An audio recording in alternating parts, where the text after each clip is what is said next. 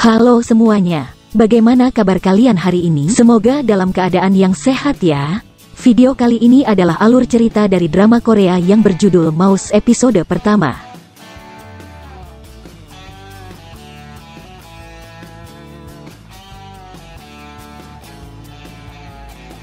Tapi sebelum itu jangan lupa untuk subscribe channel ini agar kami makin semangat untuk upload video lainnya, dan agar tidak ketinggalan update terbaru jangan lupa untuk aktifkan tanda loncengnya. Dan jangan lupa juga untuk like, comment, and share video ini ya.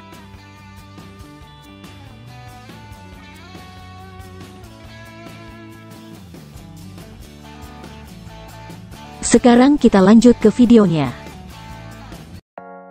Pada tahun 2000 sebuah taman kanak-kanak mengadakan wisata ke sebuah kebun binatang dan melihat ular dalam sebuah kandang. Namun salah seorang siswa justru hanya memperhatikan dari jauh. Setelah mendengar penjelasan dari gurunya bahwa ular tersebut makan tikus, anak kecil tersebut pun mengambil tikus dari dalam tasnya dan memasukkannya ke dalam kandang ular tersebut.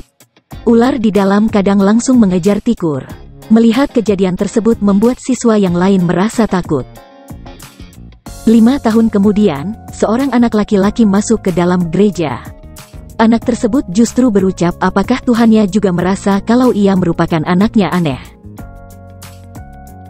Kembali ke 10 tahun sebelumnya, seorang wanita baru saja turun dari sebuah taksi.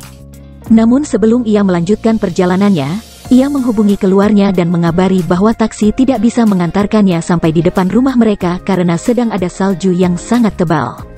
Setelah ia selesai menghubungi keluarganya, tidak lama kemudian seorang anak kecil memanggilnya dengan mengatakan bahwa ia dan ayahnya mengalami kecelakaan. Wanita tersebut langsung berusaha menolong pria yang berada di dalam mobil. Namun sayangnya pria tersebut justru memukul wanita tersebut yang membuat anak kecil yang meminta tolong justru merasa takut. Seminggu beberapa pria sedang melakukan pelatihan menyelam. Namun salah satu dari mereka justru menemukan mayat tanpa kepala sedang mengapung. Ternyata setelah diidentifikasi wanita tersebut bermarga Song, yang dinyatakan hilang oleh keluarganya seminggu yang lalu saat akan pulang bekerja. Berita mengenai penemuan tersebut langsung menyebar. Ternyata telah ditemukan 18 korban dengan kondisi jasad yang hampir sama, dan diduga dilakukan oleh satu orang yang sama yang diberi julukan Headhunter. Namun kasus tersebut sudah berlangsung selama 1 tahun dan belum menemukan siapa Headhunter sebenarnya. Hal itu membuat Presiden melakukan kunjungan resmi ke Badan Kepolisian Nasional. Presiden pun menyalahkan buruknya penyelidikan yang dilakukan oleh pihak kepolisian yang membuat kasus tersebut belum terselesaikan. Sementara itu Daniel Lee, seorang profesor di bidang kejahatan, sedang mengajar di sebuah universitas di Inggris. Ia mendapat telepon untuk kembali ke Korea. Sedangkan pemerintah sedang berupaya untuk mengesahkan RUU yang berhubungan dengan psikopat. Setelah tiba di bandara, Daniel langsung dijemput dan dibawa untuk mengikuti rapat bersama anggota parlemen. Menurut Daniel, gen psikopat dapat diketahui melalui tes DNA sejak masih dalam kandungan. Dengan kata lain, jika mereka mengetahui DNA dari janin tersebut sebelum mereka lahir, maka dapat menghindari lahirnya calon psikopat, fanatik perang, dan pembunuh berantai. Dan hasil tes tersebut kemungkinan keberhasilannya 99%, sedangkan 1%-nya berarti janin tersebut memiliki gen jenius sehingga tidak bisa dibedakan dengan gen psikopat. Dalam rapat tersebut juga mereka membahas mengenai pengesahan RUU yang mengatur wanita hamil harus melakukan tes DNA, dan jika hasilnya janin mereka memiliki gen psikopat maka mereka harus mengaborsi kandungan mereka. Namun beberapa pihak tidak setuju dengan hal tersebut karena itu menyangkut hak asasi manusia. Sementara itu, istri dari Seo Joon sedang melihat berita mengenai kasus Headhunter sambil menyiapkan makanan untuk Daniel Lee yang akan berkunjung ke rumah mereka. Tidak lama kemudian Daniel sampai di rumah Seo Joon. Seo Joon dan Daniel telah 7 tahun tidak bertemu membuat mereka berdua merasa senang saat bertemu. Setelah bertemu dengan Ji Eung, Daniel memberikan kado dari ibunya untuk Ji Eung yang sedang hamil. Ji Eung juga meminta agar Seo Joon mengajak Daniel berkeliling rumah mereka sambil menunggu ia menyiapkan makanan. Seo Joon mengajak Daniel ke ruangan tempat Ji Eung merangkai bunga. Ia sengaja membuatkan Ji Eung ruangan tersebut karena Ji Eung merupakan seorang perangkai bunga. Saat mereka makan bersama, Ji Eng membuka kado yang diberikan oleh ibu Daniel. Ternyata di dalamnya terdapat sebuah baju bayi yang dibuat sendiri oleh ibu Daniel. Dan di baju tersebut juga tertulis nama janin dari Ji Eng, yaitu Blessing. Seo John juga menanyakan apa tujuan dari Daniel datang ke Korea. Daniel juga menjelaskan bahwa pemerintah menyiapkan RUU mengenai pemeriksaan janin yang memiliki DNA psikopat atau tidak. Namun saat rapat banyak pihak yang tidak menyetujui RUU tersebut sehingga RUU tidak akan digunakan. Daniel juga menanyakan bagaimana pendapat Seo John. Seo John justru mengatakan bahwa ia setuju dengan rencana pemerintah. Tidak lama kemudian Seo John meminta agar Ji Eng untuk beristirahat. Setelah Ji Eng kembali ke kamarnya, Seo John menanyakan apakah Daniel telah menemukan pelaku pembunuh Jennifer, adik dari Daniel. Daniel justru merasa kasihan melihat Seo John saat kehilangan Jennifer yang dulunya merupakan pacar dari Seo John. Daniel juga meminta Seo John untuk hidup bahagia dengan Ji Eng dan calon anak mereka. Seo John pun mengantarkan Daniel kembali ke hotel. Setelah berada di dalam kamarnya, Daniel kembali melihat foto bersama dengan Jennifer dan Seo John. Sementara itu, di tempat terpisah, satu keluarga sedang dalam perjalanan menuju tempat perkemahan menggunakan bus. Namun dalam perjalanan mereka tidak mengetahui letak perkemahan yang akan mereka tuju, dan bertemu dengan sebuah mobil. Mereka pun bertanya kepada sopir yang mengendarai mobil tersebut. Mereka sekeluarga pun akhirnya menuju ke perkemahan yang ditunjukkan oleh sopir tersebut. Namun sampai di sana, ternyata perkemahan tersebut dalam kondisi tutup, akibat badai salju yang tiba-tiba datang. Saat akan kembali pulang, Mochi, anak bungsu keluarga tersebut, meminta agar mereka tetap berada di sana. Akhirnya mereka sekeluarga memutuskan untuk tetap menginap di perkemahan tersebut. Saat ibu Mochi akan pergi mengambil air, tiba-tiba saja ayah Mochi melihat istrinya diikuti oleh seorang yang tidak dikenal. Untung saja ayah Mochi cepat datang dan menolong istrinya. Ibu Mochi berusaha meminta Mochi dan Mowon, kakaknya, untuk bersembunyi ke dalam bus mereka. Namun sayangnya ayah mereka telah dibunuh orang tidak dikenal tersebut. Ibunya meminta Mowon menjaga adiknya dan tetap bersembunyi di dalam bus, dan meminta Mochi untuk tidak bersuara. Akhirnya ibu mereka turun dari bus. Namun tidak lama kemudian pria yang membunuh ayah mereka justru mendekati bus dan berusaha membuka pintu bus. Melihat hal itu, ibu mereka langsung mendekati pria tersebut berusaha untuk melindungi anak-anaknya. Namun pria tersebut justru memukuli ibu mereka. Mendengar suara teriakan ibu mereka, Mochi yang sedang bersembunyi justru keluar dan berteriak. Mowon berusaha untuk membuat adiknya tersebut untuk diam, namun Mochi justru pingsan. Hal itu membuat Mowon memasukkan tubuh adiknya ke dalam sebuah koper. Pria misterius tersebut kembali ke bus di mana Mowon dan Mochi sedang bersembunyi. Pria tersebut berusaha membuka koper tempat Mochi bersembunyi. Mowon yang teringat dengan pesan ibunya untuk selalu menjaga adiknya pun berusaha mencegah pria tersebut untuk melukai adiknya.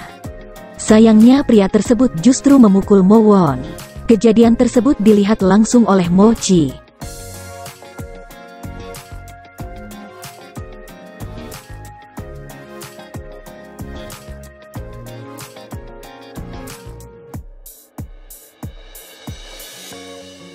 Tidak lama kemudian polisi datang ke lokasi perkemahan. Salah seorang polisi mengecek ke dalam bus.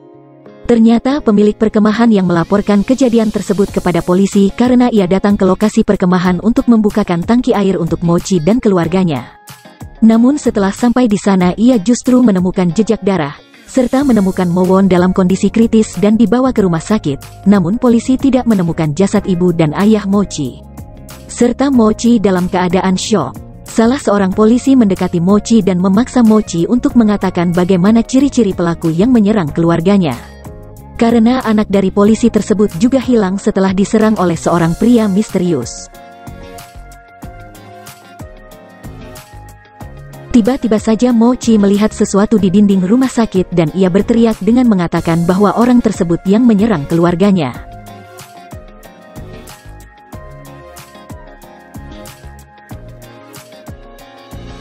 Ji Eng yang baru terbangun dari tidurnya, meminum teh yang dibuatkan oleh Seo John. Ji Eng justru mengatakan bahwa ia bingung apa yang harus ia lakukan jika anaknya memiliki gen seorang psikopat. Seo Jon pun meminta agar istrinya untuk tidak memikirkan hal tersebut. Tidak lama kemudian mereka berdua terkejut mendengar suara sirine di depan rumah mereka.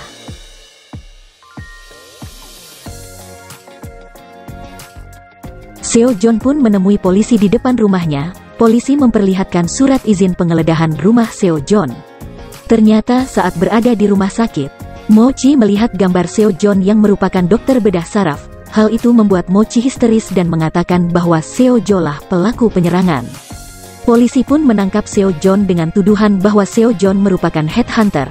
Seo Jon juga melihat Mochi yang sedang berada di dalam mobil polisi. Ternyata tanpa pengetahuan siapapun, saat berada di rumah sakit Mochi mengambil pisau milik perawat dan diam-diam masuk ke dalam mobil polisi.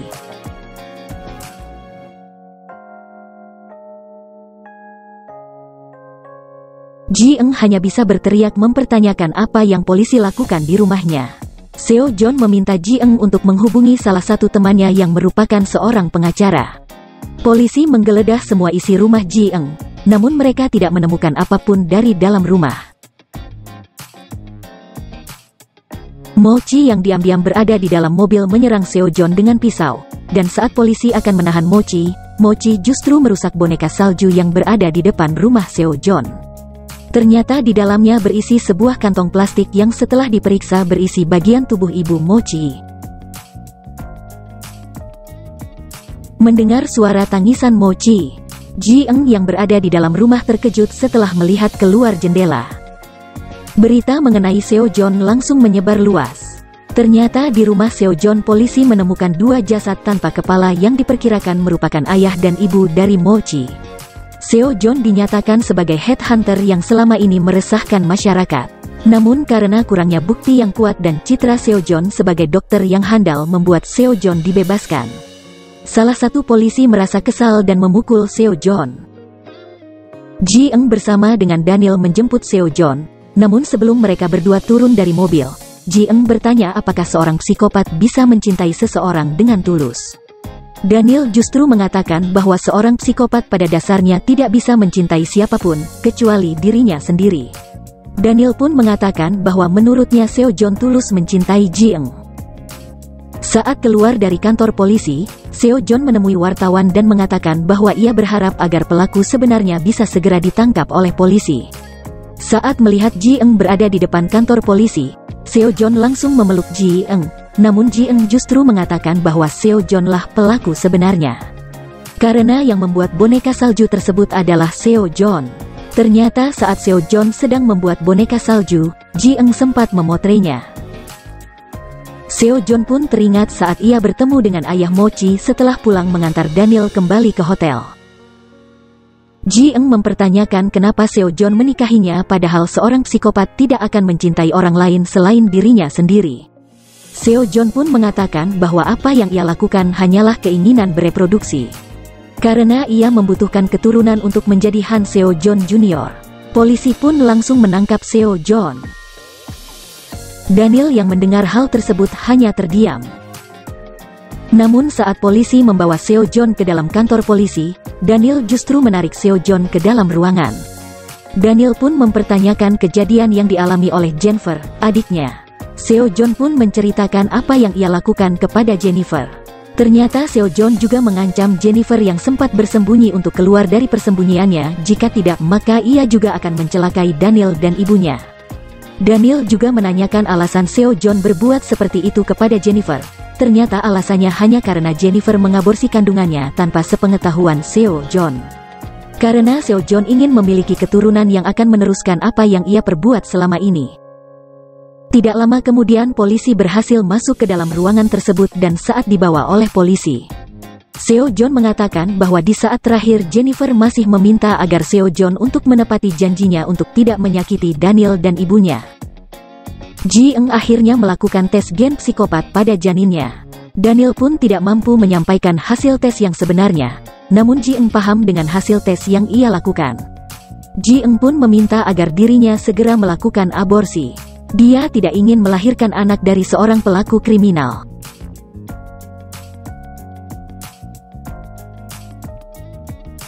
Tidak lama kemudian Daniel mendapat telepon dari seseorang. dan ia langsung buru-buru mengantarkan sebuah dokumen di depan rumah sakit. Ji Eng merasa sedih dengan hasil tes yang didapat. Namun seorang wanita hamil datang memberikannya sebuah sapu tangan. Wanita tersebut mengatakan bahwa suaminya merupakan teman dari Daniel. Ia mengajukan diri agar janinnya juga dites. Namun saat hasilnya keluar, semuanya justru mengatakan bahwa calon anak mereka memiliki hasil yang normal. Ternyata suaminya berbohong, calon anak mereka ternyata memiliki gen psikopat. Awalnya ia berencana untuk mengaborsi kandungnya, karena ia yakin mereka masih bisa memiliki anak lagi. Namun tanpa disangka suaminya meninggal dalam sebuah kecelakaan.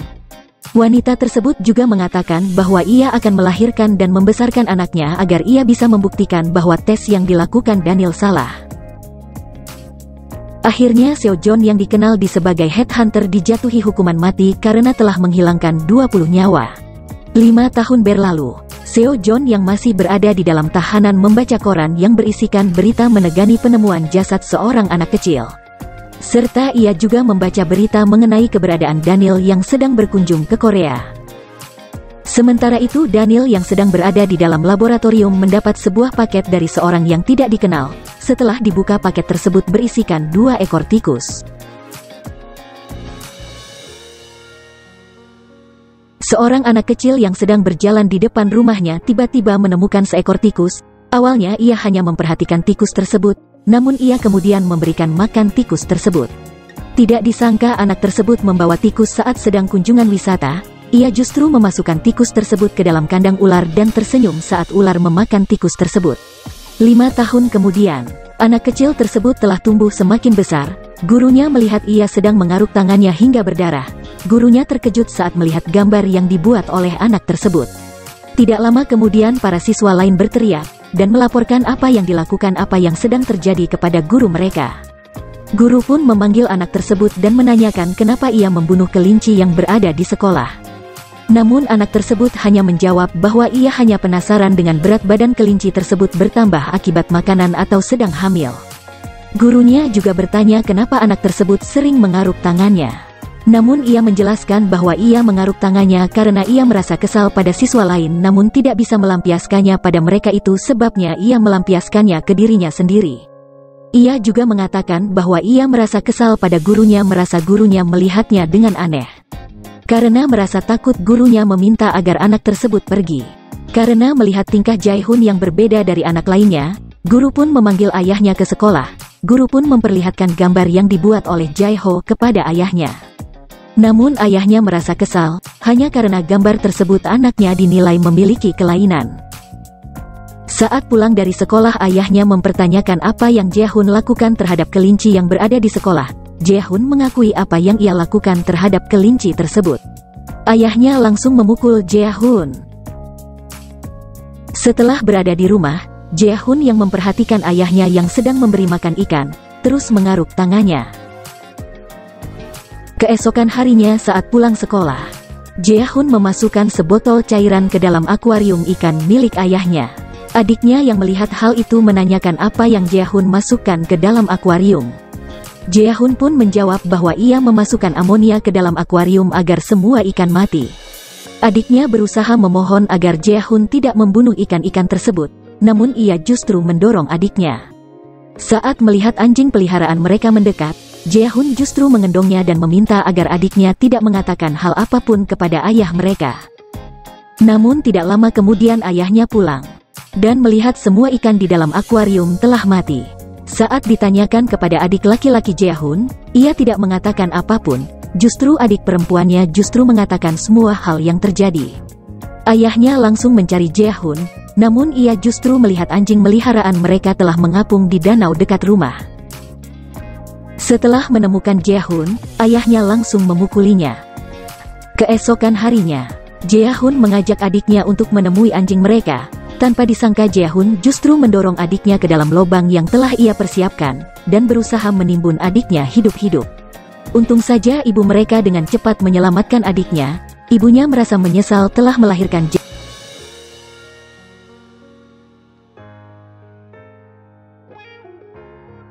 Jae-hoon datang ke gereja. Ia berdoa agar ia tidak menjadi monster seperti apa yang selama ini orang pikirkan tentang dirinya. Namun setelah pulang dari gereja, Jae-hoon merasa Tuhan tidak menjawab semua doa-doanya. Ia justru membunuh semua anggota keluarganya. Bagaimana kehidupan Jae-hoon selanjutnya setelah ia membunuh semua anggota keluarganya? Apakah polisi akan menahan Jae-hoon? Sekian video kali ini. Jangan lupa untuk subscribe channel ini dan like, comment, and share video ini. Mohon maaf jika ada kesalahan. Sampai ketemu di video selanjutnya.